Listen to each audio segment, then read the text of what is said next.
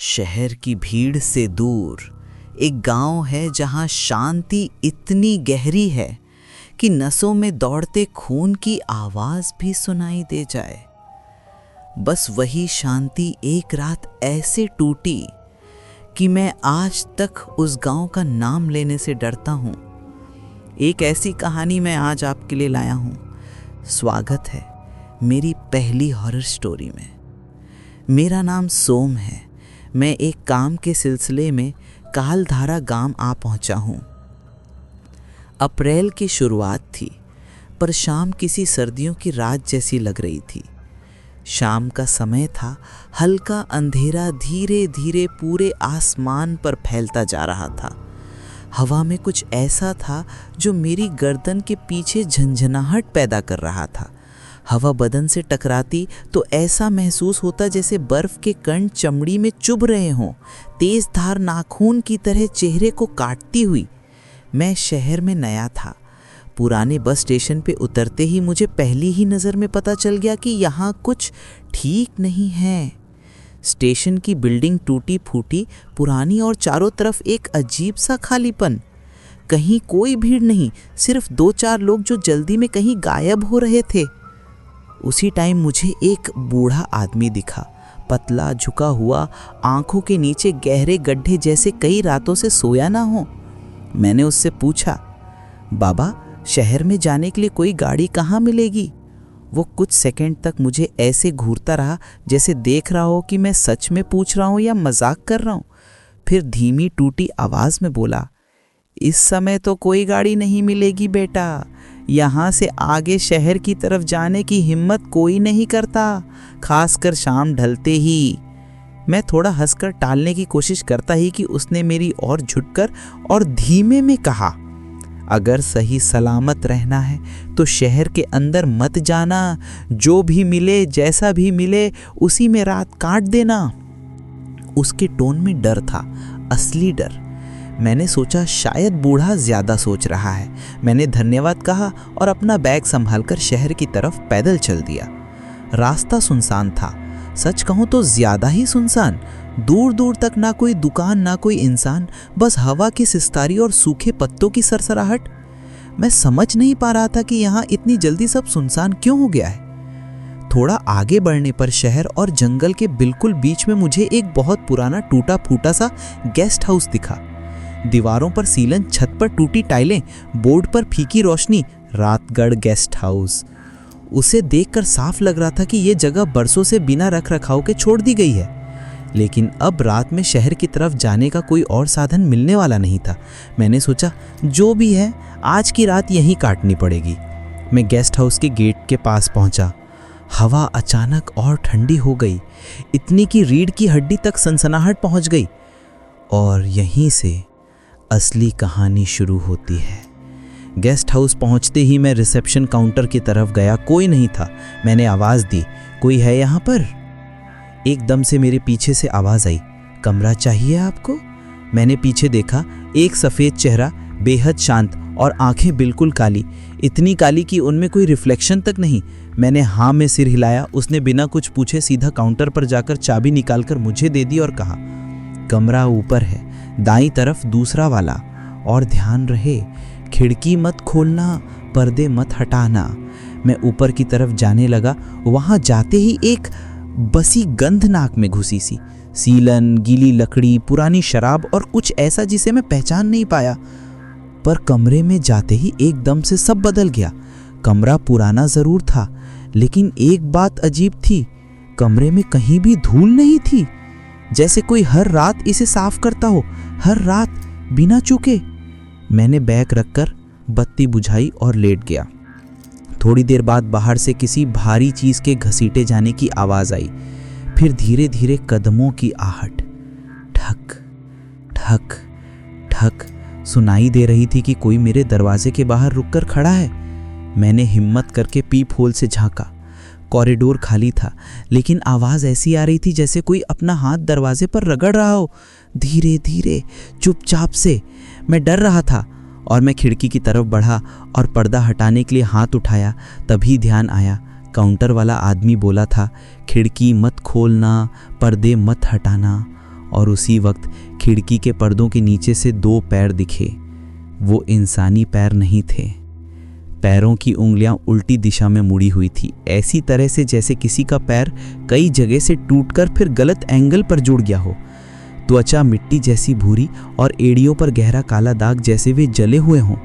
मैं कुछ सेकंड के लिए जम गया, खून जैसे नसों में रुक सा गया हो। उन पैरों ने धीरे धीरे अपनी एड़ियां उठाई, फिर नीचे रखी, एकदम हल्की सी थप, जैसे कोई ये जांच रहा हो कि मैं कमरे में हूं या नहीं। मैंने बिना आवाज़ के पीछे हटने की कोशिश की, लेकिन फर्श ने हल्की चरमराने की आवाज़ की। बस उसी एक आवाज़ ने सब बदल दिया। पैर रुक गए, खिड़की के पर्दे बिल्कुल स्थिर, लेकिन उनके नीचे पैर अब मेरी तरफ मुड़ गए थे, जैसे समझ गए हों मैं देख रहा हूँ। अगले ही पल पर्दों के नीचे से कुछ टपकने लगा, काला चिपचिपा पतला सा तरल, जैसे लकड़ी पर किसी की छाया पिघल रही हो। मैं सांस तक लेने की हिम्मत नहीं कर पा रहा था, और तभी ठक ठक ठक, इस बार आवाज़ दरवाजे से नहीं, छत से आई। ऐसा लगा कि जैसे कोई इंसान चारों हाथ पैर फैलाकर छत से रेंग रहा हो। मेरी रीढ़ में सिरहन सी महसूस होने लगी। मैं ऐसे जम गया जैसे कोई पुतला हो।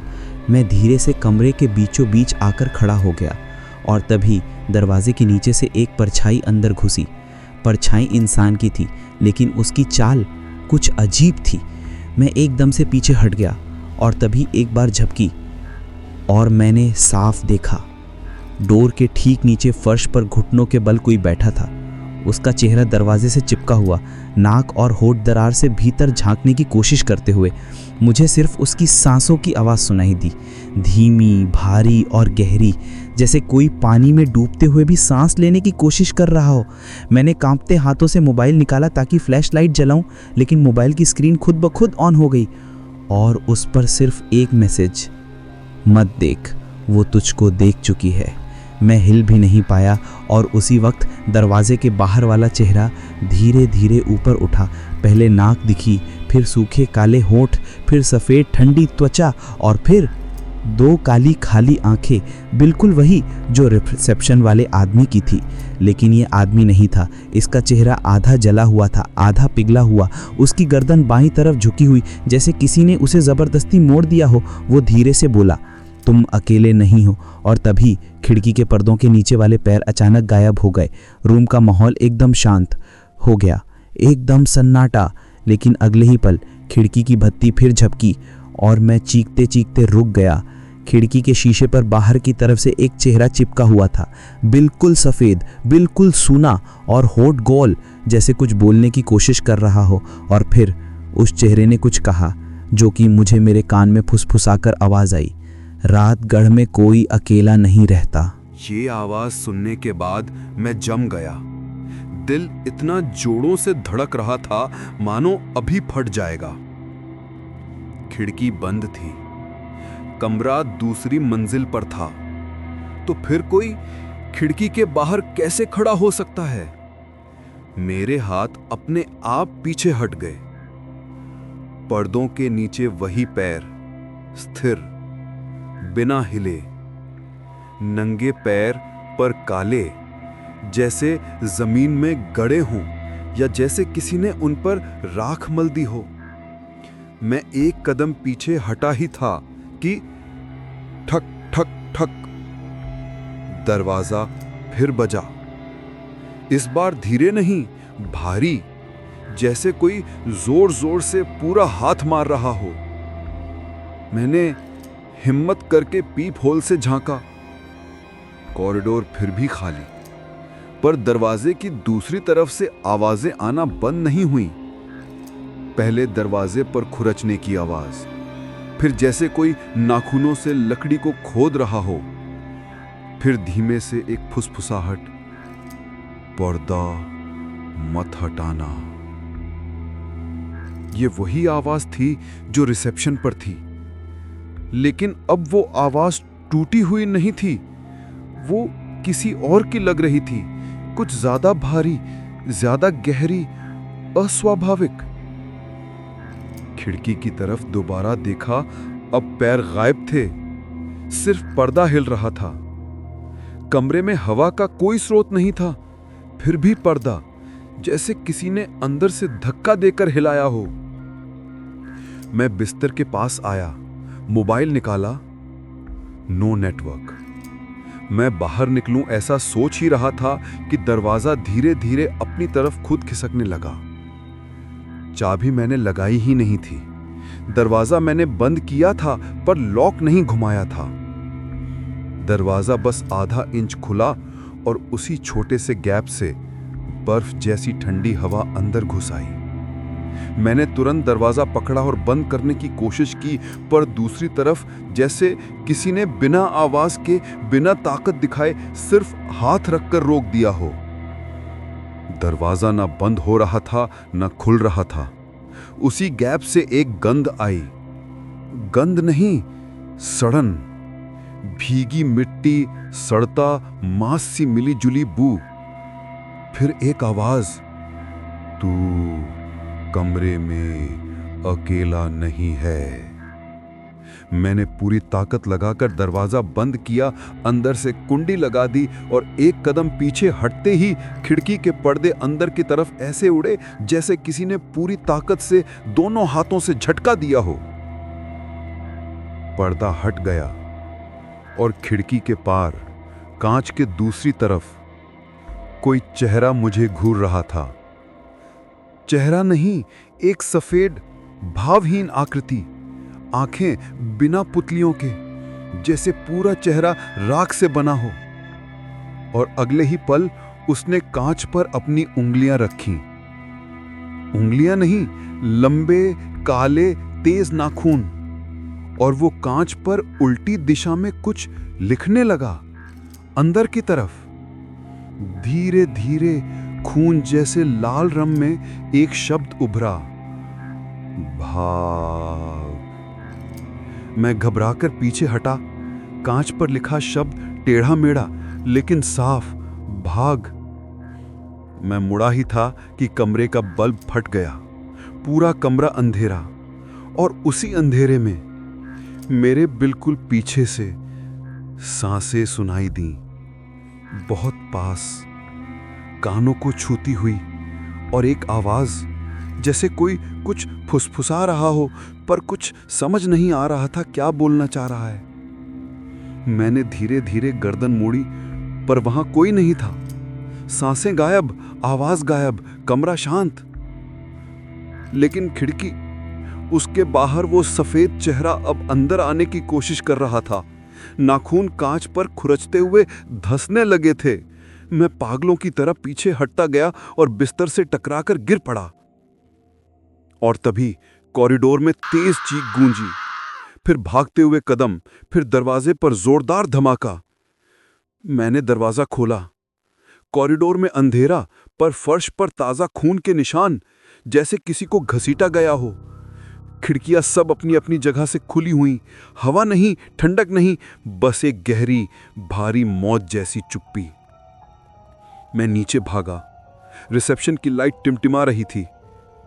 काउंटर के पीछे वही आदमी खड़ा था, पर इस बार उसका चेहरा पूरी तरह बिगड़ गया था। आंखें काली नहीं, खाली, गालों पर गहरी दरारें जैसे अंदर कुछ सड़ चुका हो, और होंठों से खून टपक रहा था। उसने मुस्कुराने की कोशिश की पर होंठ फट गए। क्यों आया? आवाज सीधे मेरी हड्डियों में गूंजी। मैंने जोर से पीछे कदम किया। उसने अपना हाथ उठाया। एकदम लंबी हड्डियों जैसी उंगलियां, नाखून काले और टेढ़े। वो कदम कदम मेरे पास आता गया। अब वो सिर्फ 2 फीट दूर था। सांस में सड़न और चेहरे पर अजीब सी मुस्कुराहट। मैंने हिम्मत करके उसकी तरफ धक्का मारा। वो पीछे गिरा, लेकिन गिरने की आवाज मानव जैसी नहीं थी, जैसे किसी खाली खोल को फेंका गया हो।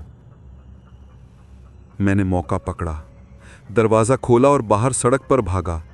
ठंडी हवा नहीं बल्कि काली धुंध पीछे पीछे आ रही थी। मैं बिना मुड़े भागता गया। दौड़ते दौड़ते पुराने बस स्टेशन पहुंचा। वही बूढ़ा आदमी वहीं बैठा था। उसने मुझे हांफते देख बस इतना कहा, तू बाहर निकल आया तो बच गया, पर पीछे जो आया था। मैंने कांपते हुए बोला, क्या? वो मेरी तरफ देखे बिना बोला, वो अब दरवाज़ा ठीक से बंद नहीं करेगा, किसी और का इंतज़ार शुरू हो गया है। मैंने पलटकर देखा तो रातगढ़ गेस्ट हाउस अंधेरे में गायब हो चुका था, जैसे था ही नहीं। मैंने बूढ़े की तरफ देखा, वो भी वहां नहीं था। बस सड़क पर दूर से आती सरसराहट और सन्नाटे के बीच में डरा हुआ, पसीने से लथपथ। ये कहानी यहीं खत्म होती है। कमेंट करके ज़रूर बताएं कि आपको ये कहानी कैसी लगी। धन्यवाद।